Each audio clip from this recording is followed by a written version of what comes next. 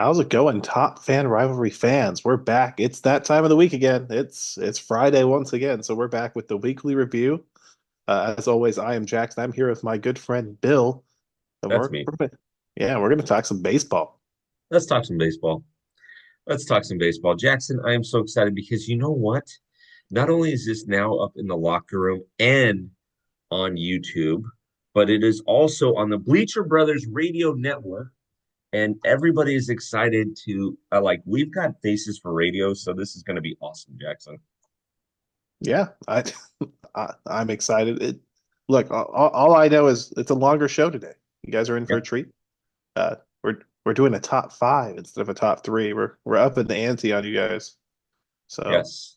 Yes, not only are we up the ante, but it's going to be an hour-long show because it's going to be on the Bleacher Brothers Radio Network, or 55 minutes, I should say. It's going to be on the Bleacher Brothers Radio or Sports Radio Network, and it's going to be in the locker room and on YouTube. So go check it out. Jackson, why don't you define for everybody, if they haven't heard the show before, what the heck is the weekly review? What do we do?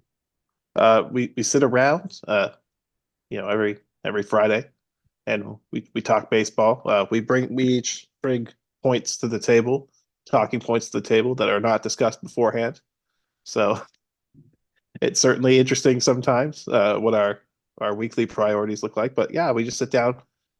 One person will give their 1 point. We'll kind of discuss it, and then the other person will give their point, and then we'll discuss it. We'll just go back and forth until we're out of things to talk about. We're out of things to talk about. I like it, Jackson. I like it. All right. So, Top 10 supporters and followers, let's just we're going to dive into this thing. Let's dive in head first. Let's make it happen. Jackson, what do you got for number one? Let's talk about Hall of Fame voting because Yeah, that I just knew that was happened. coming. I knew that was coming. Okay. So we got three new Hall of Famers: CC Sabathia, Ichiro Suzuki, and Billy Wagner. Ichiro missed unanimous Hall of Fame by one vote. That one voter has been called out officially by Ichiro. He just wants to talk. He wants to have a strong talk and a drink. That voter better go into hiding and witness protection because Ichiro is going to hunt him down as the baseball gremlin that Ichiro is. He's probably he's probably a little upset about that, but um, I think those three guys were all deserving. Ichiro and CC Sabathia, definitely first ballot guys. Billy Wagner finally getting in on his 10th ballot. And, I have one message for baseball writers. It's come on, guys. Relief pitchers, you can tell when they're really, really good compared to when they're really not good. And Billy Wagner is definitely one of those really, really good categories. Yeah. Yeah. 100%. 100%. And the Ichiro thing kind of annoys me because Ichiro wasn't connected to any way, shape, or form steroids era. And let's be honest, he was the best of the best of the best when he played. He should have gotten 105% of the vote. People should have Yeah. voted twice for him. Yeah. What Um, he came over and had like what, 10 straight 200 hit seasons or something like that. yeah, yeah, He, he it's broke the stupid. hit record like year two or year three in the league. Like, come on, guys. 262 hits in one season. Yeah, Outrageous. but completely. And it was yeah. Anyways, don't get me started because I had that as my number one. If you weren't going to mention it, I was going to take it right off the table. Uh, Yeah. I because mean, and just kind of extend that thought. We only had three people elected. I think the voters definitely missed the mark on two players I'm going to mention that just missed the voting: Carlos Beltran and Andrew Jones. Probably should have been voted in as well.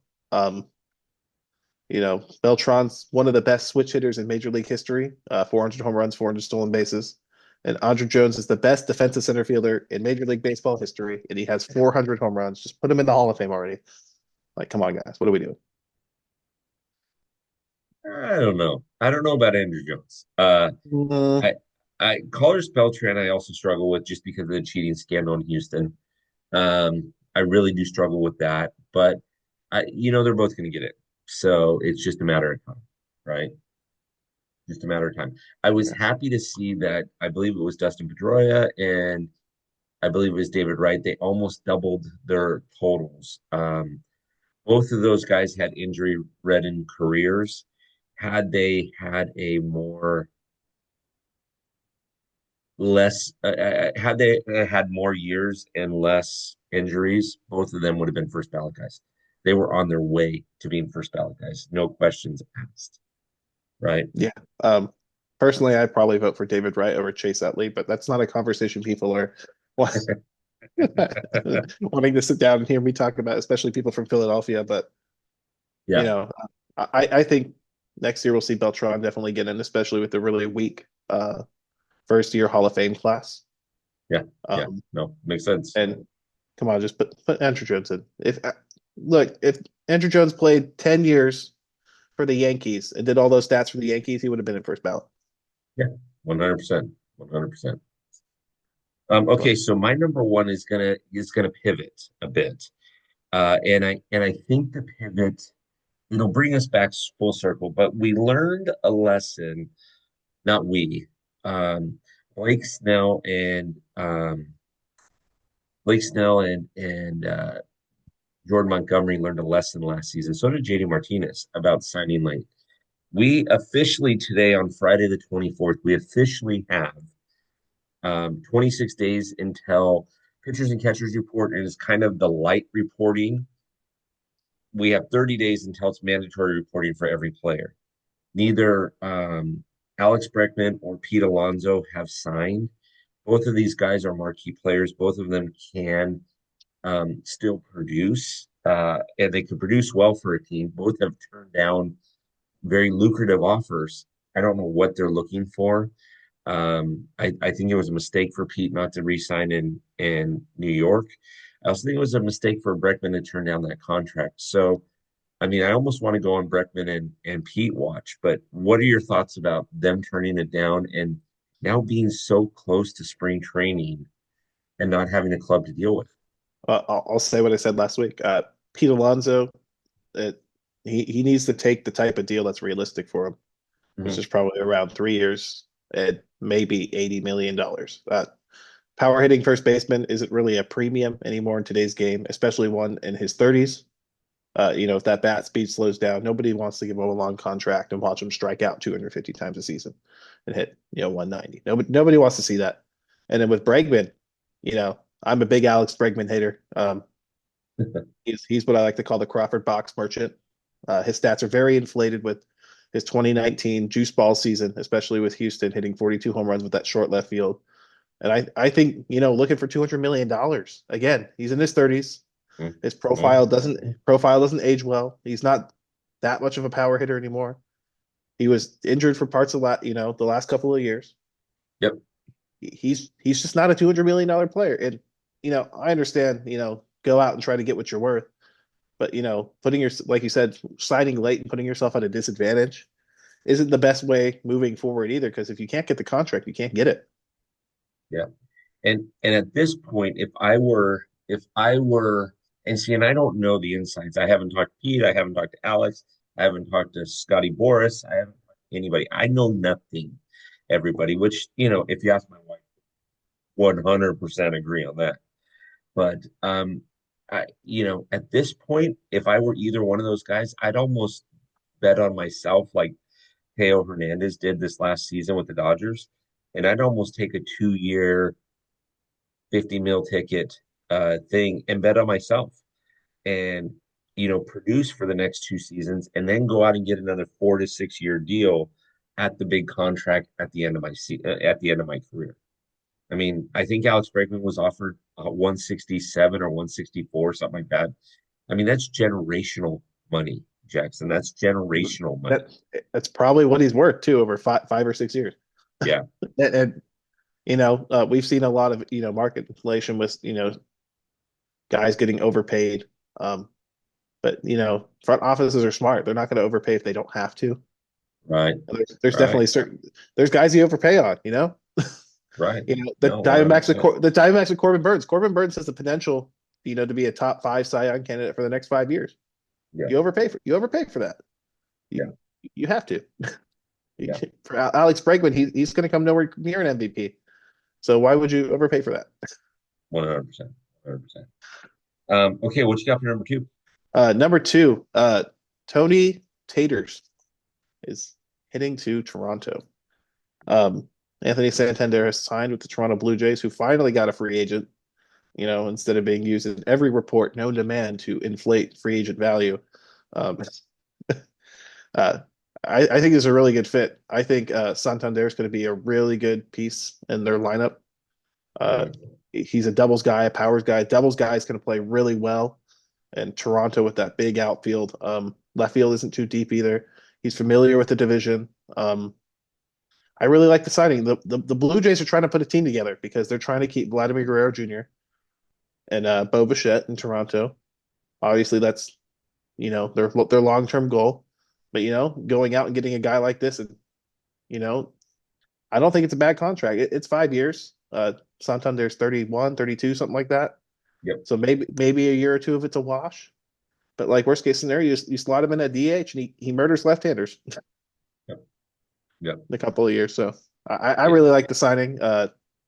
It's 92.5 million. So pretty good value. Under 20 million a year. It's really nice for a player like Anthony Santander. Great value. It is, I think he becomes the face of the franchise here pretty quick because, I mean, I've already told you, I think that Vladimir is going to leave at the end of the season, and I think he's going to end up in Anaheim. I think he's going to do what his dad did, end up in Anaheim and become the face of the Angels for years to come. I mean, he's young enough where he can do, do some real damage with, I mean, how many home runs does he have right now? Vladimir Guerrero Jr. Yes. I think I'm asking uh, the top fan rivalry stats guy. I think he has over. It's gonna be like two something. Yeah. No, Yeah. And hold I on. think he's I'm still gonna got, throw a guess out there before looking. 215 maybe. okay, 215. And what, and survey says, Well, it's loading. Oh, he's only at 160. Could have fooled me. okay. Could have fooled Uh, me. but 160. he'll get close to 200 by the end of the season. I think he's worth another 250 as far as home runs are concerned, even in Anaheim. So just like his dad went over to Anaheim, I think there's an opportunity there for him to become the face of the franchise and to do different things in Anaheim. I mean, the left-handed pitcher, right? Kikuchi. Kikuchi, thank you. You brought over Kikuchi, done some things. So yeah, I like it. I like it. Good call.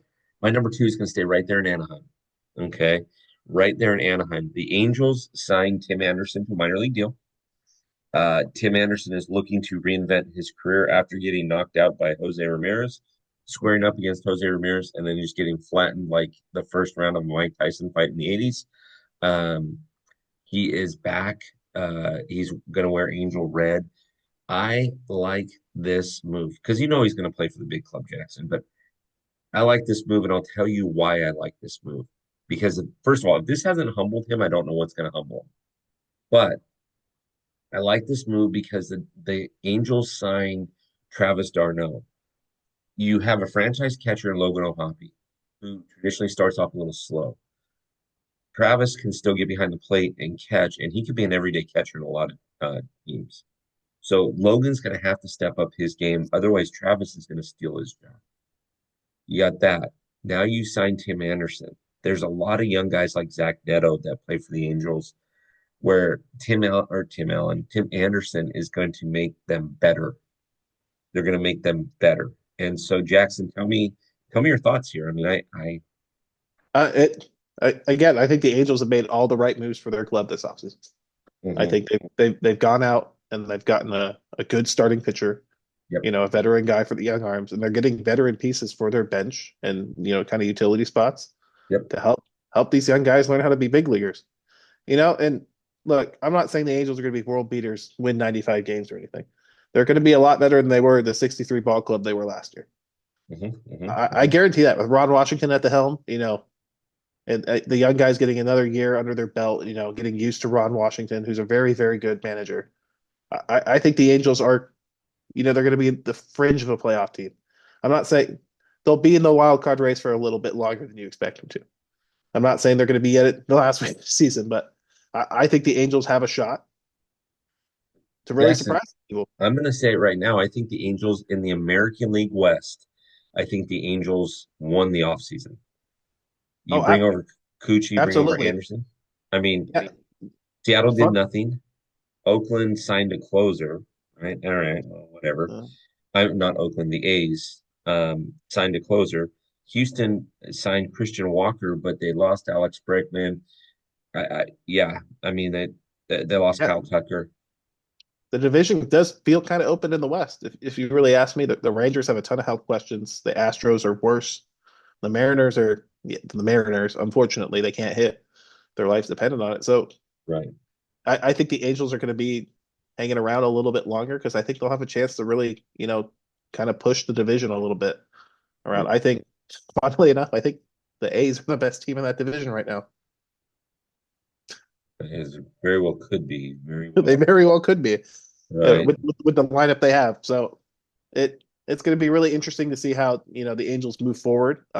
If they're going to continue to offload more guys as trade pieces, or they're going to try to add and maybe just try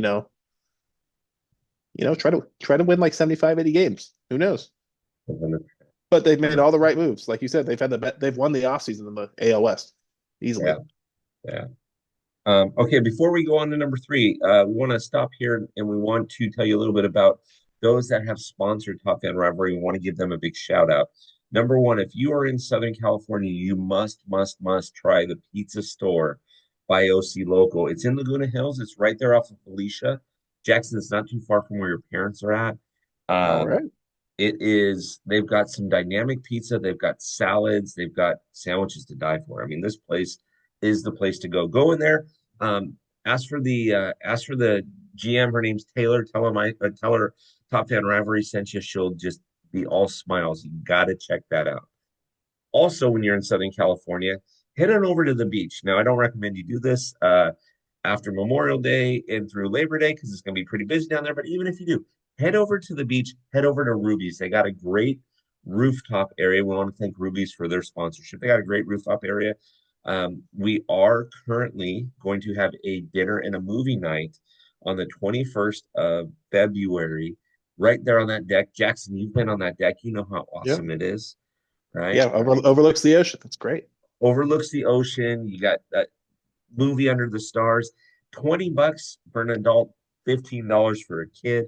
Does it get any better? You get either a hamburger, or a hot dog, fry, and drink, and all you can eat popcorn. You're watching a freaking baseball movie right there. And then the third person or the third sponsor that we want to mention is we want to mention Gravity Red Productions. These guys do all of our filming. They did our national commercial. They did all these things. They're based out of Huntington Beach, California. If you need them, they travel. You need to put something together. You want something to look professional. Give our friends over at Gravity Red Production a call. Darren will help you. Curtis will help you. They're a great team over there. So check those guys out, and we appreciate everything that they're doing for Top Fan Rivalry to keep the baseball community. Jackson, not just the baseball community. I'm going to say it right now. I'm going to go out on a limb, Jackson. I'm going to say the best baseball community that there is, right? So, Jackson, tell me that I'm wrong. Isn't this the best baseball community that there is? Yeah. Certainly the best I've ever interacted with. I love talking baseball with people on here, and I get on here every week. So Yeah, see, I mean, yeah. Jackson, he's written articles for us, and he's going to do a ton more stuff this year with us. Yeah. So, Jackson, now that we've gotten the sponsors and we've made mention of them, and we'll make mention of them again too. If you're listening to this on the Bleacher Brothers Radio Sports Network, check these things out. They are actually on our website. You can find our sponsors, you can find our partners up there. Go check it out. If you're in the Southern California area, or even if you're thinking about needing a quick February vacation, come on over to Southern California, get yourself a ticket. We just launched today. We've already sold one ticket, and I've got about 8 commitments already. So I don't know what to say, Jackson. We're going to end up filling the place out. But Jackson, what do you got for number three? My number three. You know me, Bill. I like stats. Uh, you know, uh, Copy. shocking. In about a month, I mean, 2 months probably, right before the season starts, I will be writing my yearly Top Fan Rivalry breakout guys to watch. I'm going to give you all a sneak preview right here. The Pirates went out and acquired a guy on the down low that many of you may not have heard of, Spencer Horwitz, hitting to the Pittsburgh Pirates from the Toronto Blue Jays. And let me tell you what, this is a savvy move by the Pittsburgh Pirates. Horwitz, had 381 plate appearances last year, but he had a 357 on base percentage, a 433 slugging percentage. He only hit 12 home runs, but the guy's a doubles machine. He walks a ton. He doesn't strike out. He can play first. He can play second. He can play outfield.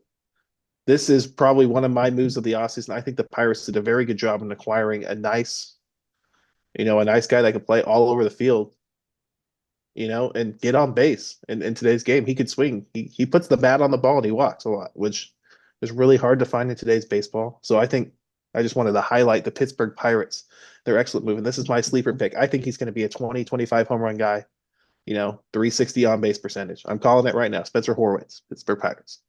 Okay, January 24th, ladies and gentlemen, we are going to come back to this episode and we're going to look and see whether or not Jackson is right on Mr. Horowitz. This is going to be fun. This is going to be fun. Okay, Jackson, my number three is going to actually hit very close to home with you since you're a Braves fan. And for those of you watching this, you can see Jackson's old school jersey and his hat. So it shouldn't be a surprise to you. He didn't lose a bet or anything like that. He is a Braves fan. Okay. But close to home, Jackson Profar signs a 3-year, $42 million deal with the Atlanta Braves. Um, you know how I feel about Jackson because of the way that he handled the playoffs with Padres last season at Dodger Stadium. But hey, he's a good player and he's a good addition for you guys. Um, Yeah. I, I like this move and it was cheap. Relatively speaking, it was cheap. Jackson, what do you think? Yeah. We talked about overpays. Based on his production last year, he was probably a $20 billion player. $14 million a year. Really, really good, spread out over 3 years. What I really like about Profar is he's a low strikeout, high walk guy. Yeah, yeah, How I just talked about Horwitz, these are guys that are hard to find. And Profar was so good in the Padres lineup last year because you could stick him between two really good hitters and he'll get on base a lot. And I think this is going to be really good for Atlanta because they finally found a guy who can man that two hole reliably. Ozzy Albies has done a good job, but he's better lower in the lineup with guys on base. I think Profar slots nicely to the two spot. Atlanta needs an outfielder. They got it. I think now when healthy, Atlanta probably has one of the best outfields, if not the best outfield in the major leagues, with Ronald Acuna Jr., Michael Harris, and Jurickson Profar. yeah. The offensive output alone on potential is crazy. Defensively, Michael Harris covers 99.9% of the earth. Truth, truth. He's like the Kelly Leak after Buttermaker says, grab everything. Yeah, I was going to bring it up, and also just a point of note, he's from Curacao, and like, come on, Bray's got to sign everyone from Curacao. I could probably list off a dozen guys for you. Andrew Jones, Andrelton Simmons, Ozzy Albies, Yep. Jair Jurgens. The list goes on and on. So, but this is a really good move, and I think the Padres.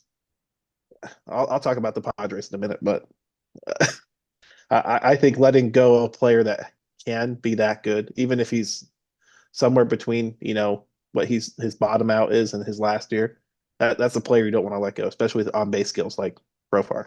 Yeah. I agree with you. I agree with you. I think that this was a very, very bad move for the Padres to let him go, but I like it.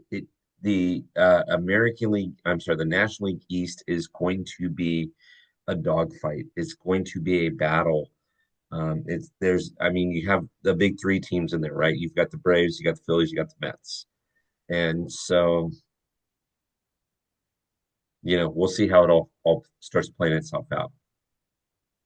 But, I like that. That was my number three. Jackson, what do you got for number four? Well, you talked about pitchers and catchers reporting, and there are two teams that have signed zero MLB free agents and made zero trades this offseason, and the Padres are one of those teams. The other team is the St. Louis Cardinals. And buckle up, this might be a micro rant here. But the reason why Ready we're to going to talk go. about the Padres having to let Profar walk is the uncertainty about the future with the TV deals. Unfortunately, the MLB is structured in a way that if you don't have a super rich TV deal, you have to cut payroll. So it's been a big thing. I'm sure, Bill, you've heard it. all on social media. I'm just going to throw this out to the Dodgers fans that don't think it works like this. Other teams cannot spend the way the Dodgers do because of the TV deal. The Dodgers have a Right. really nice TV deal. The Padres, I don't think they have a TV deal right now. They're going through financial trouble. The Cardinals are one of the teams that ended up with a really bad TV deal. The MLB is trying to sort it out. But 3 weeks before pitchers and catchers report, I hate hearing this rhetoric that every team's owned by a net worth billionaire so they can dump all their every penny they own into their baseball team. That's not how it works. That these teams operate on revenue, and the Braves are the only publicly traded team. I'll throw that out there. So they're the only team that actually releases their actual revenue numbers, and what they spend is pretty close to their revenue number. Basically, every dollar they make off the team goes back into the team. And I just really wanted to highlight for people this free agency has been really weird because of this uncertainty with all the TV deals we've seen. It's like there's 6 teams without a TV deal, and then 7 teams have had to take reduced deals with Diamond Sports or Bally Sports, whatever you want to call them, until MLB can figure out a national streaming thing.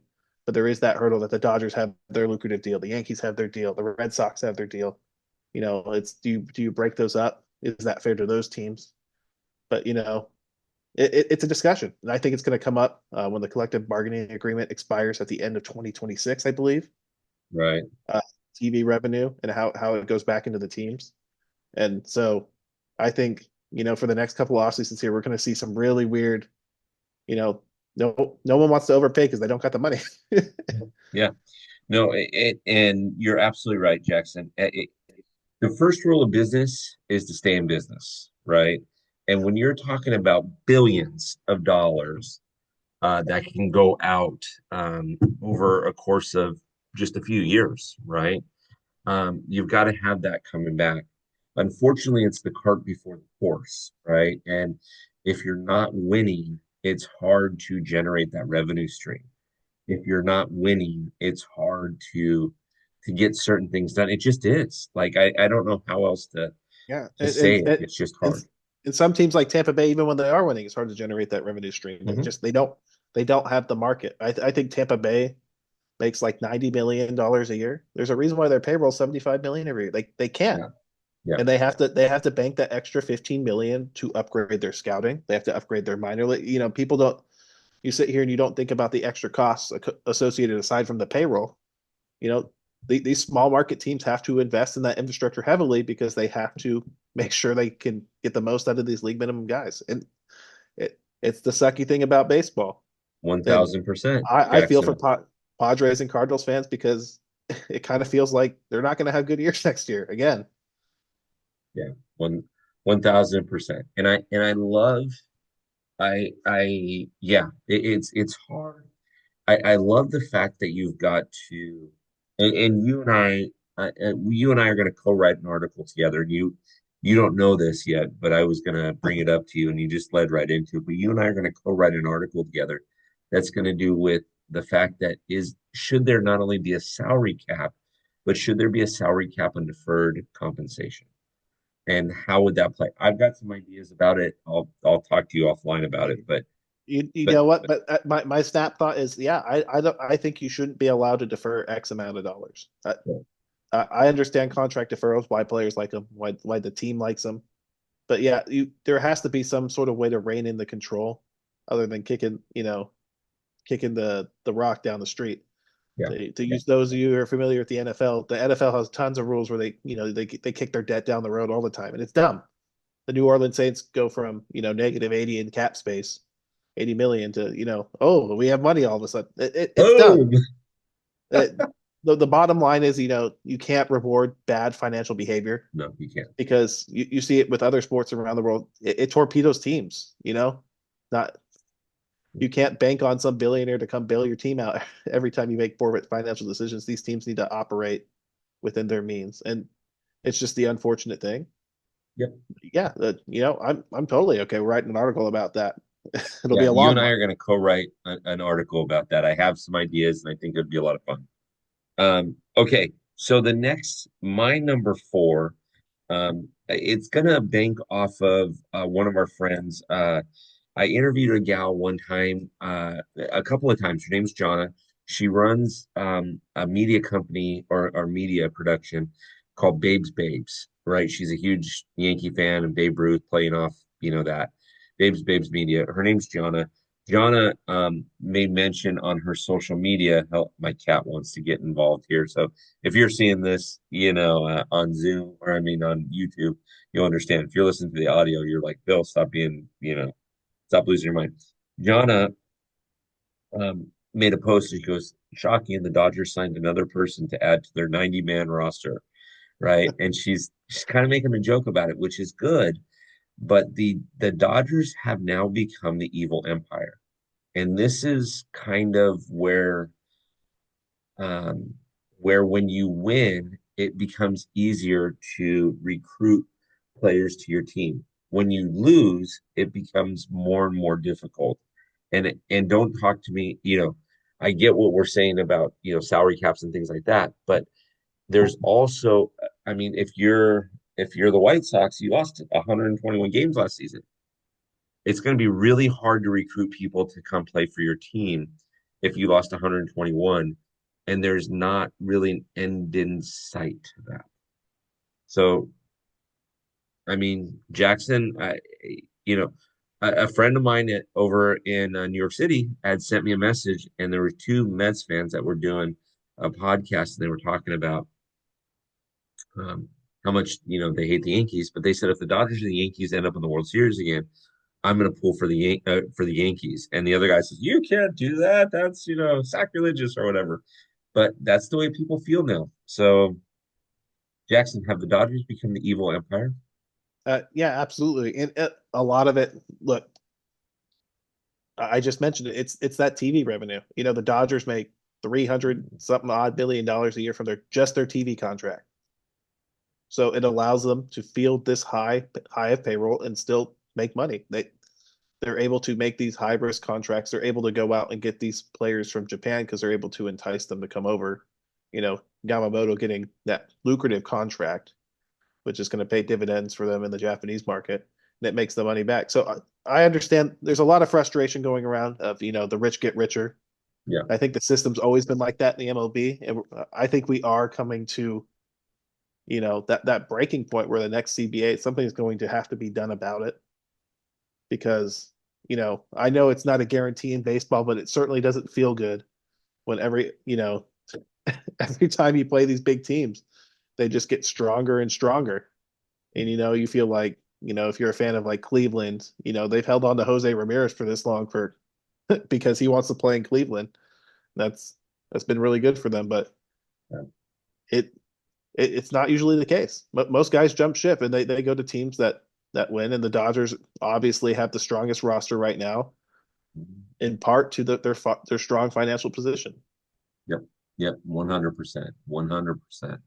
I find it interesting that, it's all about negotiation, right? I have a friend of mine who restored years ago in the 70s, right? And when he opened a jewelry store, he called all of his friends and said, "Come down, check out my new jewelry store." And so one of his friends comes in and is looking at a ring or a bracelet, I think it was. And my friend's looking at the price tag, and his buddy says, "Well, what are you doing?" And he goes, "Well, I'm looking at the price tag to see what I can give you off on it." And the guy says, "Is this what you're selling it for if it wasn't me?" Yeah. He goes, "And that's what I want to pay." Right. My friend was trying to negotiate a better deal and give away the farm. And in some senses, maybe, and I don't know, maybe some teams don't negotiate a good deal. They just don't. And I mean, the Dodgers did not have a TV deal for, I think it was 6 or 7 seasons. Now they got a very lucrative one. So Well, just, it's not even just a lucrative one. It's twice as valuable as any other team in the league, even the Yankees. It's really just it builds off itself, yeah, and short of the league stepping in and going, well, you can't do that anymore, and making all the teams broadcast under one revenue like the NBA or the NFL or the NHL and spreading that money out. I don't yeah, think we're going to see anything change. yeah, yeah. 100%, 100%, 100%. Okay. Okay, what do you got for number five? Number five, I want to talk about one man who is still unsigned, a free agent, a pitcher, and it's Max Scherzer, Ooh, who has a chance this year to reach 3,500 strikeouts. He's less than 200 strikeouts away, and he remains unsigned by teams. And Scherzer's really struggled, since being on the Dodgers in particular with arm and shoulder injuries. He's just thrown so many innings, this guy. And it's really surprising to me that no one's even taking kind of, a veteran deal on him, a 1 year, 20 million, 1 year, $15 million contract. I mean, Verlander got signed before Scherzer did. I probably trust Scherzer's durability a lot more than Verlander's because somehow Verlander has way more miles on the old odometer, the old arm there. yeah. But yeah, Max Scherzer not being signed is a surprise to me. There's tons of pitching that could use, tons of teams that could use a veteran pitcher. Uh, a team I talked about earlier, the Pittsburgh Pirates would certainly, imagine a guy like Max Scherzer, mentoring Paul Skeens and Jared Jones and some of the other arms they got in that system for 1 year. But it to me, it's baffling, 100%. 100%. I think, again, I don't know, Max. Max, if you listen to this, you're where you're at because you're that good. I'm where I'm at because whatever. I got a face for radio. I don't know. Um, the the Max Scherzer thing, I think where he overcooked his grits was in 2021 when he was with the Dodgers and he made that final out in the Giants series to clinch the division or divisional and go to the championship series and then go to play you guys in Atlanta. And all of a sudden he's got a dead arm and he can't pitch. Right? If things are reliant upon you, you've got to see it to the end. And Max just didn't see it to the end. I mean, he certainly tried to pitch in that series against Atlanta. It just he didn't have it. Yeah, he tried, but you I know, mean, but I, eh, I don't know. I still think he's got maybe another season or two left in the tank if used correctly at the back end of a rotation. I think he's more of a supplemental piece than an ace yep, yep, nowadays. yep, But having a Hall of Fame type guy on your staff is a huge boost for any team that can add him to a young enough staff. So yep. I agree. I agree. Um, the so my number five may shock you a little bit. But baseball is all about numbers. You're a stats guy. You're top fan rivalry stats guy, top fan stats guy on Instagram. Mine's all about numbers. And I look at things and I try to break them down, right? I've told you this 100 times. I want a pitcher to get you 18 outs, a starting pitcher. I prefer 20 outs in a start, but I want 18 outs because you can't, if your starting pitching doesn't get you at least 50 wins in the season, by the time you get to the playoffs, you're toast. Your bullpen arms are toast, everything like that. The Florida Marlins and I'm sorry, the Miami Marlins. My bad. Sorry, Miami. My The Miami Marlins and the Chicago White Sox could win 20 games more than they won last season and still not make the playoffs. And when you look at a team and you say, gee, 20 extra wins, where does that put us?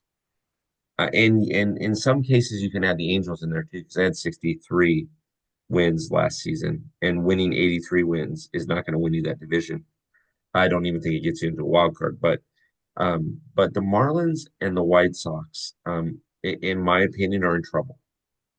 Uh, the Marlins are in a division where you are going to have to win 95 games to win that division, and I just don't see Florida doing the Miami doing that this season against you guys, against the Braves, against the Mets, against the Philadelphia Phillies. I don't see it happening. they won't even win against the Nationals, who are probably one of the they're a sneaky team this year. Yeah, and so my final thought on this, the White Sox, like I mentioned before, they could win 20 more games than they won last season and still lose 100 games. They would be 101 and 61. I mean 61 and 101. And so And the White Sox are looking for an identity right now. There's ownership issues, there's personnel issues, there's all kinds of things. But when I look at this this roster and I look at those teams and seeing the White Sox, here's my problem. Here's my problem.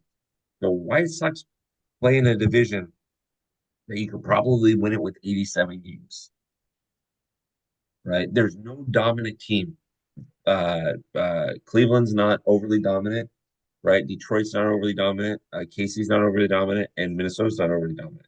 Now, Detroit and Kansas City definitely have some dominance to them, but definitely not overly dominant. Jackson, tell me I'm wrong.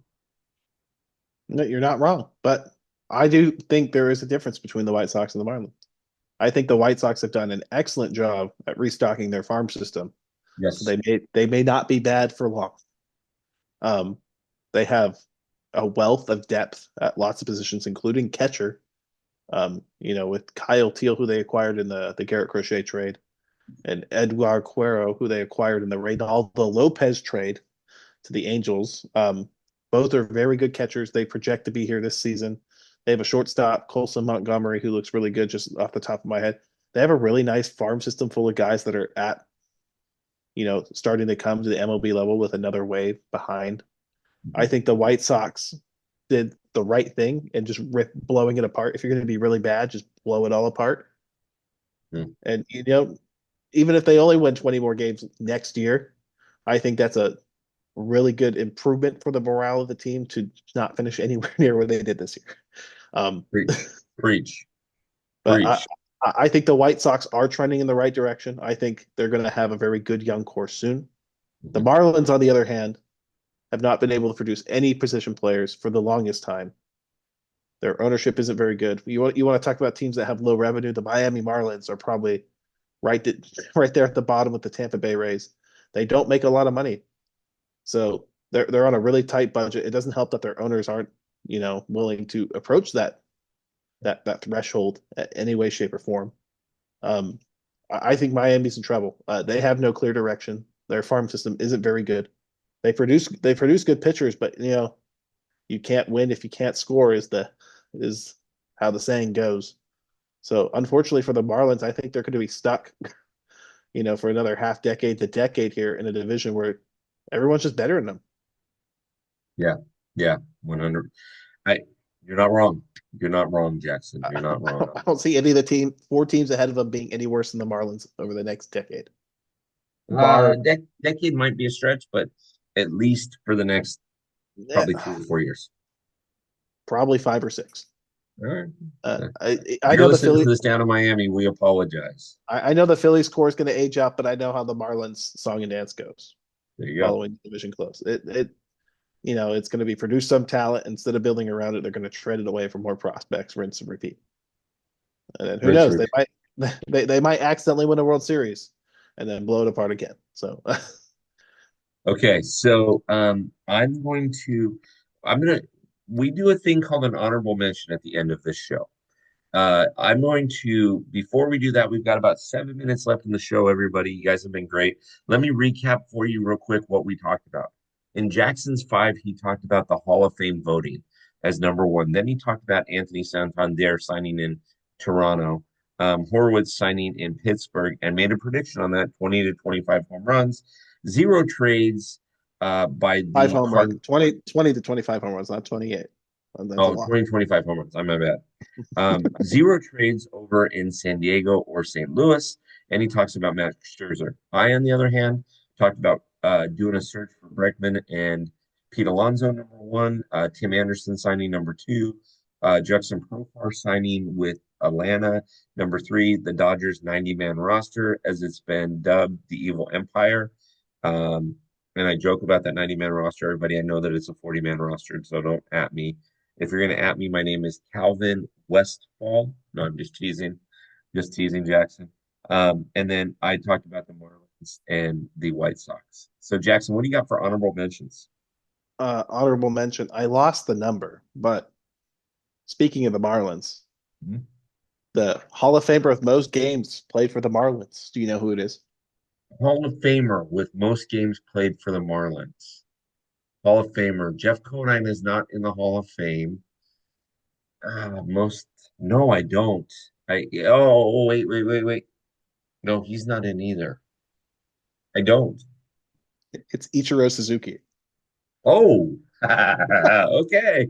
And Dun, that dun, that dun. that unfortunately paints a picture for you. Ichiro only played like I think I don't have the exact number. I think it was 420 games, 20 odd games for the Marlins. Um, yeah, there's your not so fun fact of the day because it's a fun fact, but it's also like a ooh fact. That's that's funny. Is that's awesome. As far as honorable mentions, I'm going to mention the San Francisco Giants for a second. The San Francisco Giants are in a quandary because they play in a division that is very good with the Dodgers. And I'm not being a homer. Everybody on paper, the Dodgers are going to win 100 games this season. They're going to win the division by 15 on paper, but you don't play the games on paper, Jackson. You can at me, Jackson, if you think that I'm wrong on that. Um, San Francisco Giants, with their signings this offseason, did not get younger, which is what they need to do. They did not get younger. In fact, they got older. They signed JV. I mean, some of their signings that they did were not.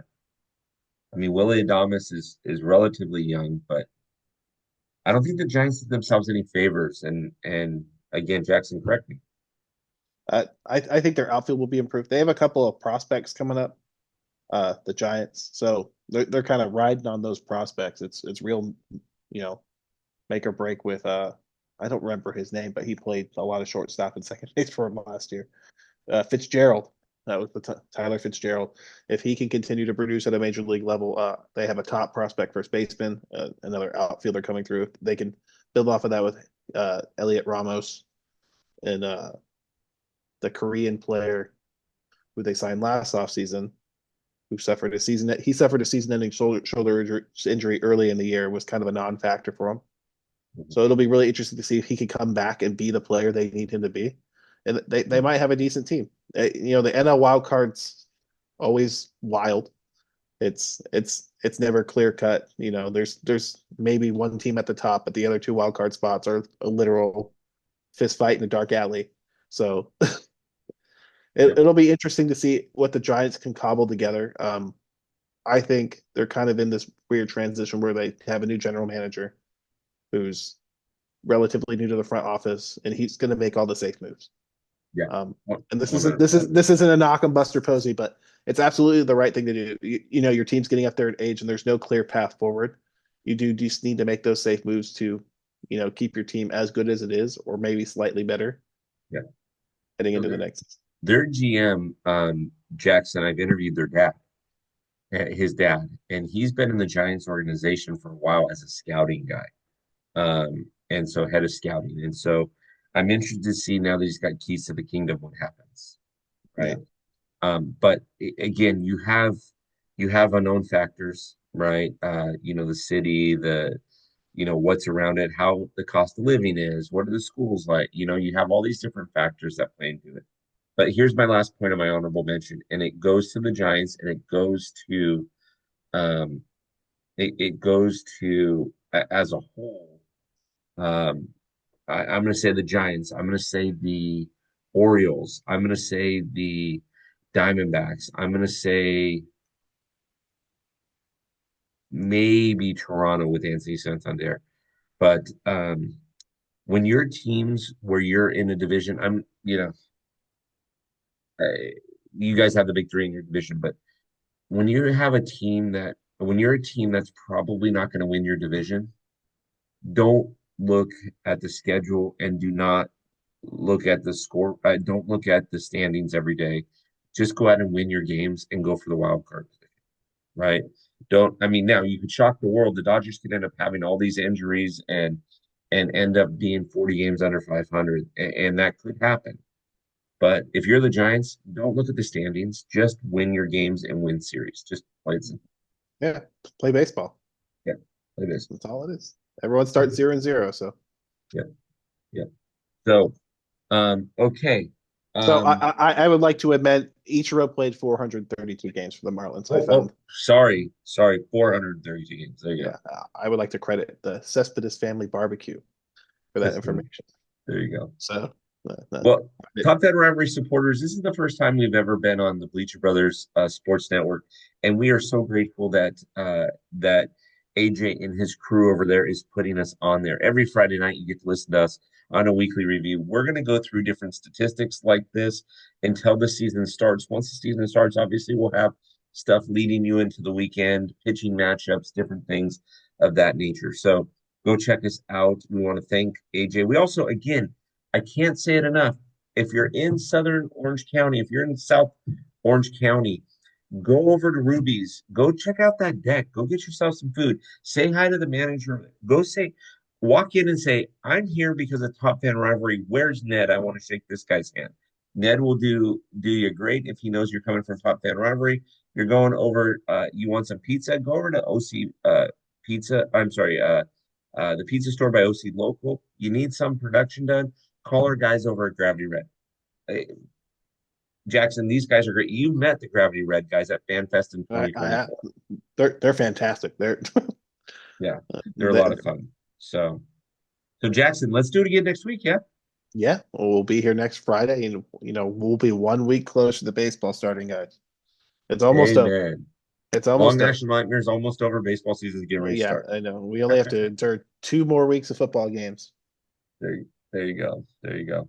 All right, Jackson, have a good one. Thank you, everybody that's listening on Bleacher Brothers. If you're listening on YouTube, thank you for listening on YouTube. If you're listening on in the locker room, thank you for your support of Top Fan Rivalry. Make sure that you're following Top Fan Rivalry um, on all of our socials, on YouTube, on Instagram, on X, on Facebook. There's a private Facebook group that you can join. Also, go to topfanrivalry.com and go scroll down to the bottom, put in your email address. We don't spam you, but we're going to tell you what we're doing every week. Plus, we got a newsletter that goes out every month. So topfanrivalry.com and off we go. Jackson, have a good one. You too. Thanks.